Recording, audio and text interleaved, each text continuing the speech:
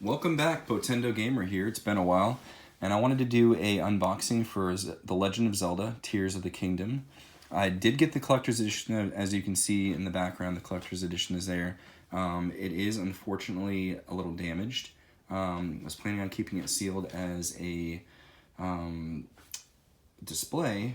I don't know if you can see here, but it got scuffed up pretty bad in a couple of spots. I don't know if that's from just them getting shipped, or if it was just mishandled at Best Buy, or if it just was printed that way to where the paint kind of just came off a little bit. But a little disappointed there, but at least everything came in good shape right now. Everything inside is going to be fine. I just was planning on keeping one of them sealed and trying to buy some of the products inside, like the art book and maybe the metal artwork that you can put on the wall.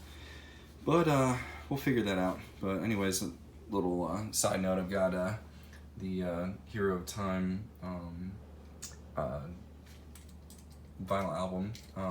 It's two different albums. One's like Death Mountain, one's like Lost Woods, Kokiri Forest. Very cool. I won't look at that today because it's gonna just kind of tough getting that sleeve off there. But anyways, I'm gonna unbox the Pro Controller, the Zelda Tears of the Kingdom Special Edition Pro Controller here. This box came in excellent shape. Of course, that's what I'm wanting to open. It's got some little details on the back, just showing you how to use it. Nothing special there. Kind of cool that it has some close-ups there. And then I'm going to look at this Link Tears of the Kingdom Amiibo. And I was wanting to keep this sealed, but they definitely bent the crap out of the box in shipping, so I'm going to open that up, and I'm going to try to show you how I normally would open up these carefully to be able to still display them after you use them. So that'll be after I open this up. So I got this little retractable box cutter, which works really well because then I can retract it just enough as to where I don't have to have it all the way out. I can just have it just a little bit, so it's not cutting into any of the other cardboard and whatnot. It's kind of nice to have if you can find one of those. But always be careful when you're using box blades and stuff like that because they are very sharp. So kids, don't cut yourselves. Have your parents help you out with that unless you're old enough to be able to handle that without hurting yourself. Even adults, though, can hurt themselves pretty easily, so you gotta be careful. So there is the controller. It's very cool with the all the different gold patterns on here. You got a little bit of gold and white, gold and black. You got the white, I would assume, for Link having his right hand be in a little bit different condition in this game. I wish it would have been kind of like a glow-in-the-dark green or something like that instead of a white, because white's very easy to get dirty, but I'm just not going to be eating any Cheetos or anything else. I don't do that anyways, even with just the black controllers, but yeah, I usually just eat like chips with salt, just regular like Tostitos chips or whatnot, but that feels nice. Okay, so got all that static electricity off of that. Alright, so there's a charging port there. Everything looks just the same as a regular Pro Controller would, except for it is very sleek and cool. I've got the charging cord, which I've got a bunch of those. So this is my 4th Pro Controller now. So now I have enough to have all my guests have Pro Controllers that haven't used Joy-Cons that mine haven't drifted yet, but yeah, definitely I would think if you use them enough, then they're gonna end up drifting. So anyways, let's go on to, or move on to the Amiibo. What I usually do, and it's not going to matter that much on this one, so I'm probably not going to save this because it's a little messed up, but what I try to do is, we'll just take a look at it. Very cool, with him using his hand.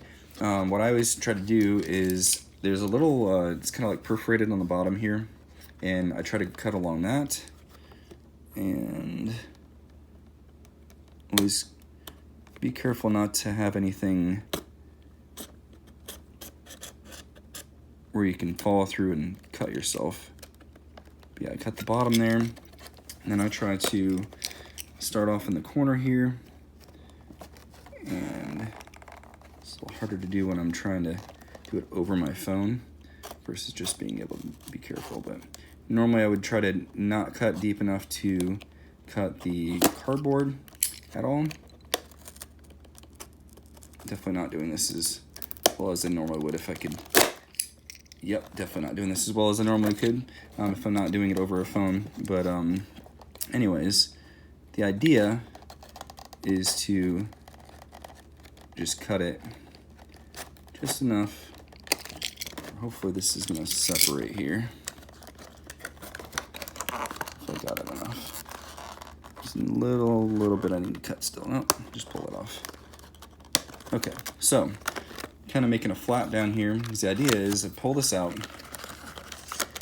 and then I'll be able to, like, it's gonna end up pulling off a little bit on the bottom here, but still preserve the artwork on the top is the idea, at least. So I keep telling myself. All right, so you're gonna pull it out as carefully as you can. Maybe needed to cut that a little bit further, but I can kind of just pull it. And so then I can get them out and be able to use them for the game, for the DLC. I think it changes some of the cosmetics and stuff like that. But very, very cool. You shall not pass. Or something like that. I don't know. Link doesn't speak, so I don't know what he would say. Yeah? Yeah! Ooh, ah, That's Mario. I'm way off base. Okay, anyways, I digress. So very cool detailing. I mean, a lot of very cool details in these amiibos. I think for the price point, this one was $15.99. Definitely worth it. They're pretty quality figures, you know, when you think about it. I mean, I don't use them as much for the DLC as more just for display. Just very cool pieces. But I can try to show you how you can still have it get displayed. So I'm putting them back. We're doing a reverse box opening. That's a thing. See if I can show you how it will hopefully sit and seem somewhat like it has not been opened yet. That's the idea. If I can keep that in there. Yep. So there you go. Oh, if you can see it. Here we go.